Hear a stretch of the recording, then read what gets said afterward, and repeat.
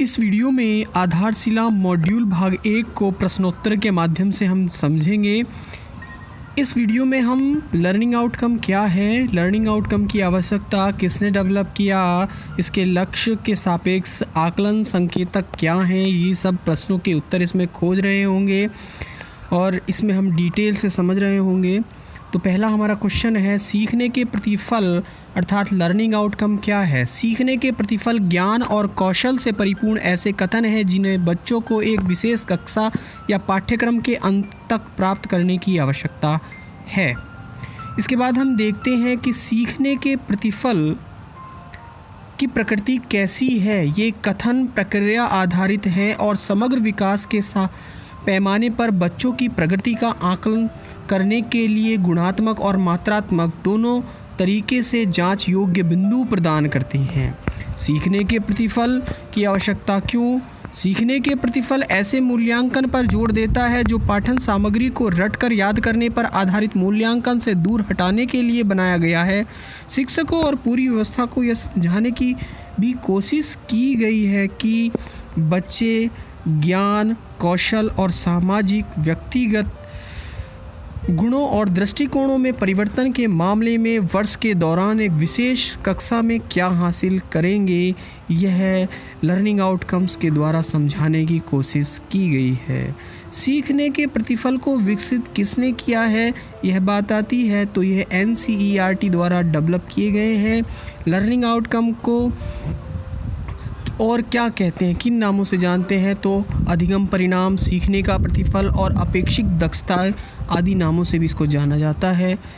Learning outcome को कितनी श्रेणियों में विभाजित किया गया है तो यह 3 श्रेणियों में, केंद्रित learning outcome, nested learning outcome और उप लर्निंग आउटकम्स यानी कि सब लर्निंग आउटकम।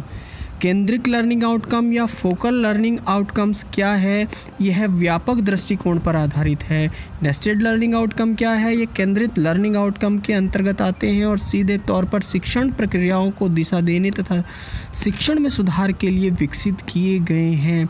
अब बात आती है कि उप लर्निंग आउटकम्स क्या हैं, तो यह उप लर्निंग आउटकम ये नेस्टेड लर्निंग आउटकम्स के अंतर्गत आते हैं जिनके आधार पर शिक्षक कक्षा शिक्षण करते हैं, यानी कि सबसे पहले है फोकल, उसके बाद आता है नेस्टेड और उसके बाद आता है सब। अब हम बात करते हैं कि कक्षा 1 व 2 के लिए सुनने के लक्ष्य क्या हैं। 2 लक्ष्य हैं, सभी बच्चों में सुनकर समझने का कौशल विकसित करना, सभी बच्चों में सुनकर समझने और उचित अनुक्रिया देने का कौशल विकसित करना। अब पहले हम कौशल की बात करते हैं कि सुनकर समझने के कौशल के सापेक्ष लक्ष्य के सापेक्ष आकलन संकेतक क्या हैं।